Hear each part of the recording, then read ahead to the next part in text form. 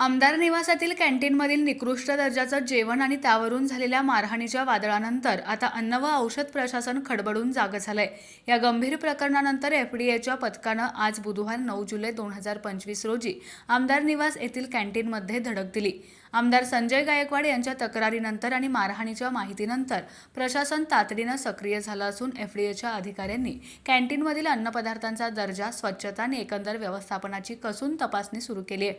पाण्याच्या शुद्धतेपासून ते अन्न शिजवण्यासाठी वापरल्या जाणाऱ्या घटकांपर्यंत आणि कर्मचाऱ्यांच्या स्वच्छतेपासून ते साठवणुकीच्या पद्धतीपर्यंत प्रत्येक पैलूची बारकाईने चौकशी केली जात आहे। या तपासणीमुळे आमदार निवासातील कॅन्टीनमध्ये देण्यात येणाऱ्या अन्नाच्या गुणवत्तेची आणि सुरक्षिततेची पोलखोल होण्याची शक्यता आहे।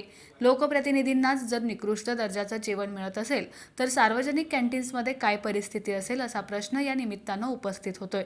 एफडीएच्या या कारवाईनंतर कॅन्टीनच्या व्यवस्थापनावर काय परिणाम होतो आणि अन्न सुरक्षेबाबत काय उपाययोजना केल्या जातात याकडे सर्वांचं लक्ष लागलंय।